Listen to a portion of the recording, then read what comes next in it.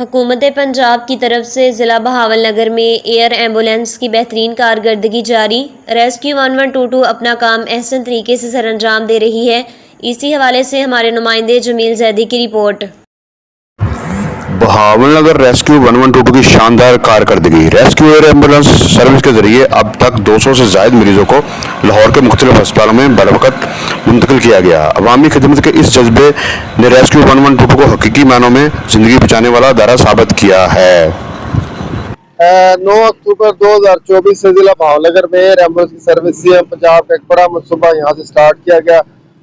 جو لوگ ایمبولینس کے ذریعے 6 سے 8 گھنٹے کریٹیکل پیشنٹ کو لگتے تھے ٹرشری کیئر ہاسپٹل شفٹ کرنے میں، اب ہم ایئر ایمبولینس کے ذریعے 50 منٹ میں ٹرشری کیئر ہاسپٹل شفٹ کر رہے ہیں، اور اب تک پنجاب بھر سے 200 لوگوں کو ایئر ایمبولینس کے ذریعے لاہور یا دوسرے ٹرشری کیئر ہاسپٹل شفٹ کیا جا چکا ہے، اور یہ لوگوں کے لیے بہت بڑی ایک سہولت ہے اور اللہ کا شکر۔ ریسکیو 1122 ہر لمحہ خدمت انسانیت۔ ریسکیو 1122 کی شاندار کاوشوں سے ضلع بہاول نگر میں ایئر ایمبولینس سروس کامیابی سے جاری ہے۔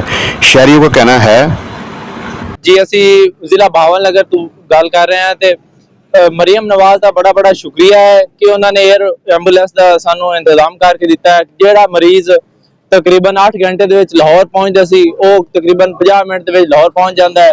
اسی دل دی اتھاہ گہرائیاں تو مریم نواز دا شکریہ۔